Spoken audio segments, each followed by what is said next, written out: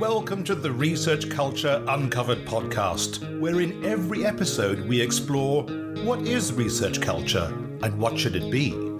You'll hear thoughts and opinions from a range of contributors to help you change research culture into what you want it to be. Hi, it's Emma, and for those of you who haven't met me yet, I lead the Researcher Development and Culture team at the University of Leeds. My podcast episodes focus on research leadership and research culture.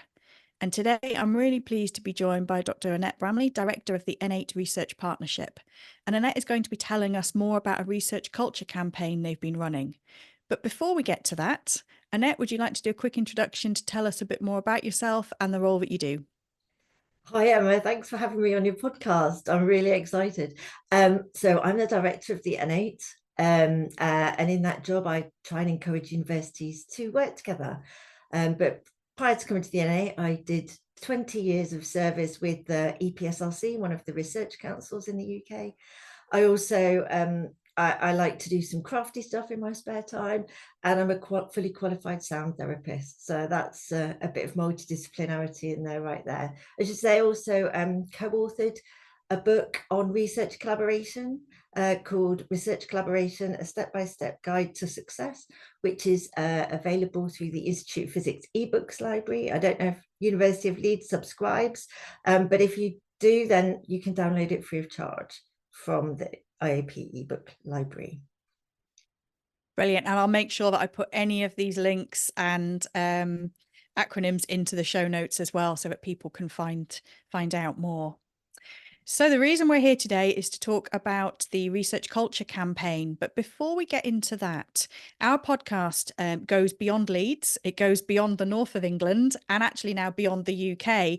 So for those of our listeners who may not have heard about the N8, can you just give us an overview of what it is and what it aims to achieve?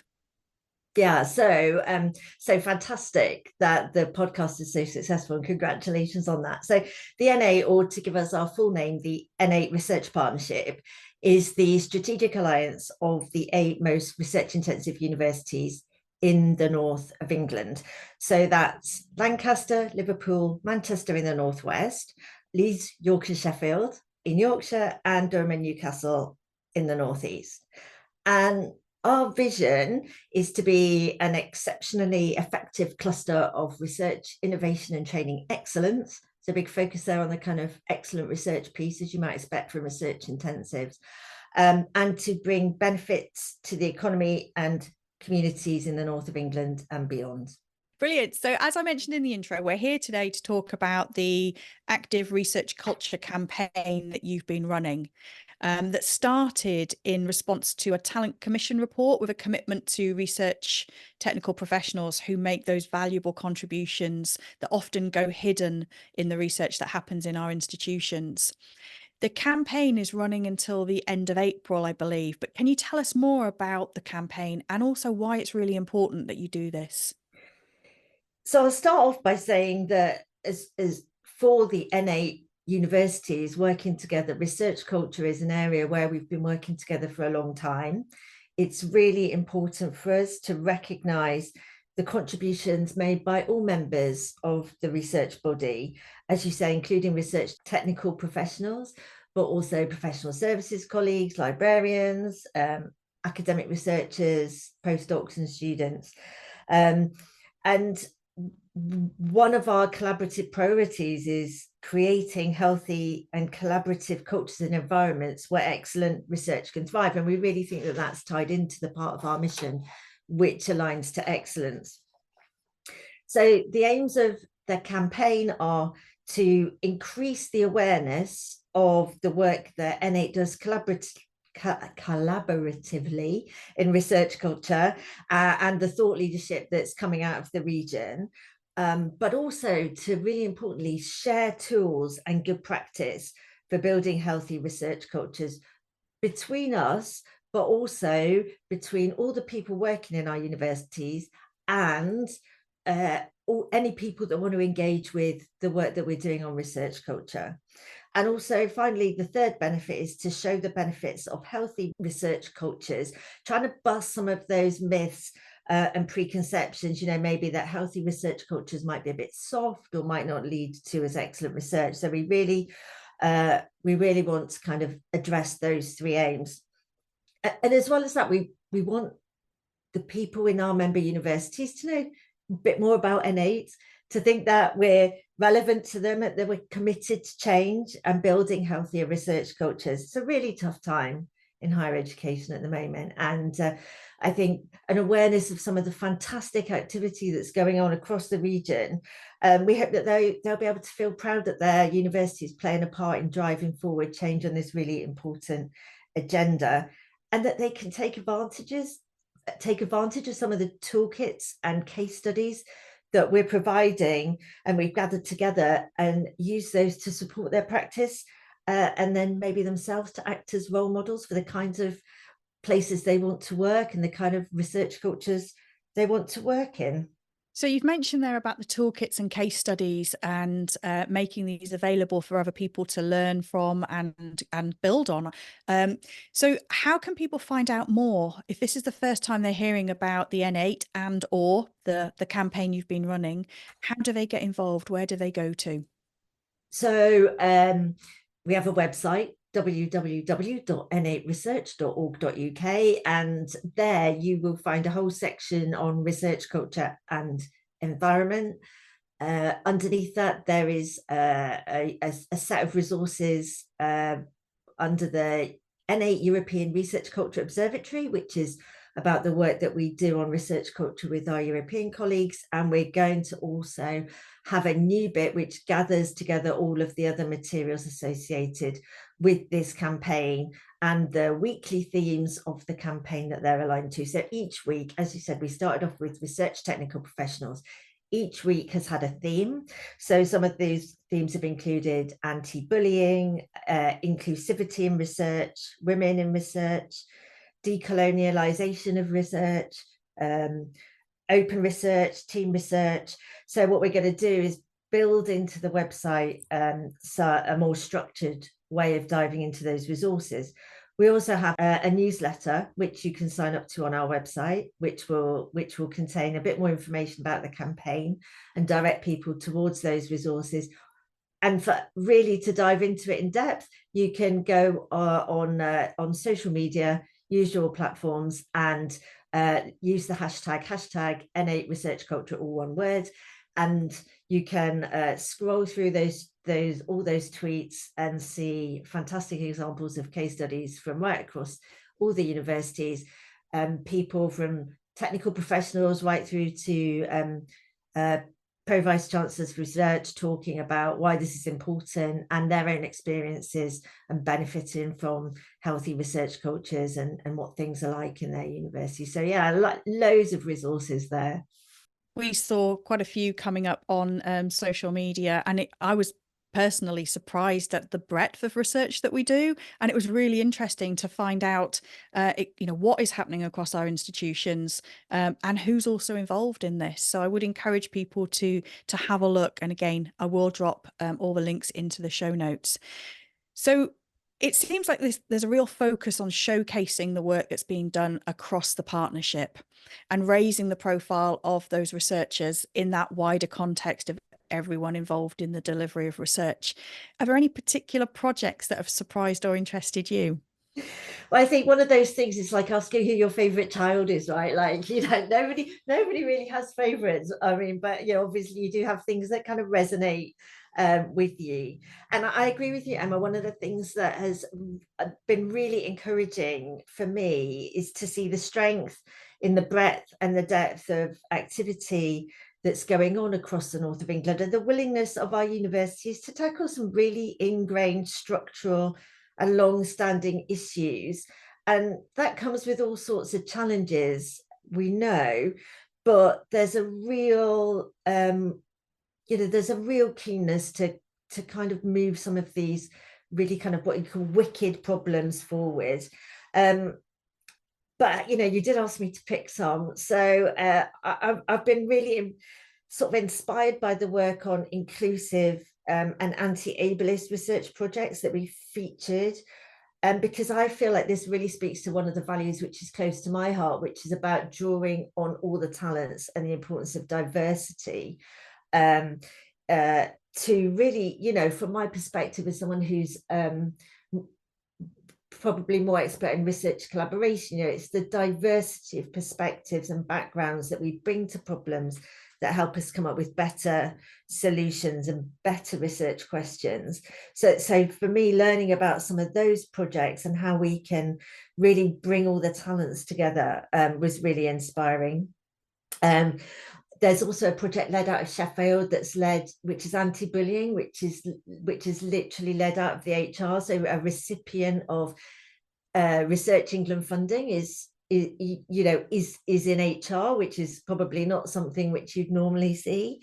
And I'd also highlight from Leeds, I'm particularly inspired by the work done, which was giving leadership and development funding to cohorts of Black women to support their development, which has led to really positive impacts, developing their networks, increasing their visibility, and also enabling them to feel really seen and valued by the university, which I think is just so important when you think of the small numbers of Black women professors in the UK. It's just such an important issue that we need to address. Sort of aligned to that, I'm picking quite a lot now, but aligned to that, there's a fantastic EDI toolkit in Newcastle University.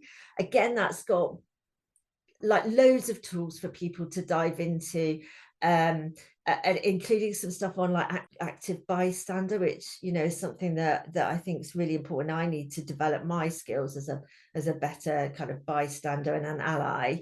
And the other thing I really want to highlight is the ingenuity and simplicity of the Mathru plots developed by After Mathru at the University of York, which, you know, is just about prompting thinking about what research is cited, what research we're citing, why we're citing it. So just really thought-provoking, but a very visual approach that he's got there, and it's so simple but really gets you thinking, and that's the whole point of it. So yeah, there's some of my favorite children. So I should say, you know, that this is developing all the time, right? And we've highlighted some of these things in this particular campaign, but as N8 will continue to highlight brilliant activities that are going on in research culture across the N8 universities and amplifying the work that's being done. So, you know, don't feel that because our campaign is coming to an end that the N8 is going to stop. Please do kind of keep following us to find out more about what's going on in this important space. And if that hasn't given you some inspiration to go and check out some of these resources, I don't know what else we can do. But you mentioned there about the campaign, kind of all that is coming to an end, but the work isn't. Yeah. So definitely. What are the plans for the future? What are the next steps for the N8 partnership? And importantly, what are you working on at the moment? Oh yeah, I can't hardly wait to get in. So yeah, the campaign proper is going to come to an end at the end of April. So probably by the time this podcast has actually gone out. But one of the last things that kind of finishes the campaign with a bang is a statement that the universities are making together about their commitment to and support for established or mid-career researchers. So that's really exciting. And what we'll have also done by the time this podcast goes out is with our colleagues at the Eastern Arc universities, who are effectively, it's a similar organisation to N8, but for 4 universities in the east and southeast of England, who've also published a report about mid-career researchers and their experiences. So what we're doing is we're going to be by the time this podcast goes out, we'll have had a roundtable conversation with some of the key stakeholders to think about how we might best think about a national approach to better supporting this researchers at this career stage, because, you know, we have highlighted that there are a lot of challenges that these researchers face, but they make an enormous contribution to our research environments. So that's really exciting. So hopefully by the time this podcast goes out, we'll have had that roundtable and we'll have some ideas about really kind of making a difference at scale and how we might take that forward. I mentioned that we have the N8 European Research Culture Observatory, and that's going to continue to grow with a meeting in the Netherlands in the autumn, and we'll continue to build the library of resources there underneath that part of our website. And as some of your kind of listeners, Emma, will probably know that 5 out of 8 universities won funding from Wellcome to improve their research cultures.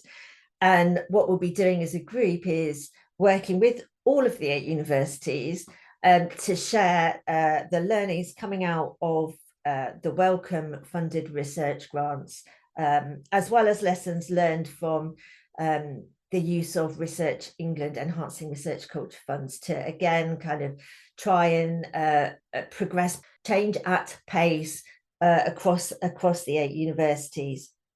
And we'll continue to talk to Research England about the inclusion of research culture in the REF. I'm sure some of our universities will take part in the pilots over the summer, and we'll try and inform and influence how research culture is included within that to build on the learnings that we've had.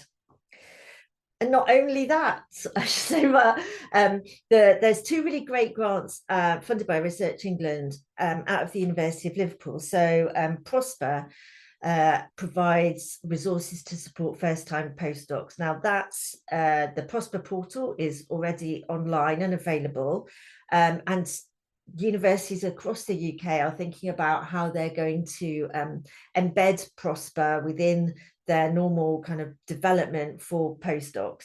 And that's something we're going to be supporting. And the AHRC funded Thrive project is going to be shaping a new AHRC funded call this summer around convener-led research. So that's going to be really exciting. So if you're interested in any of that or anything else that we might be doing around research culture, then do follow us on socials and sign up for our newsletter.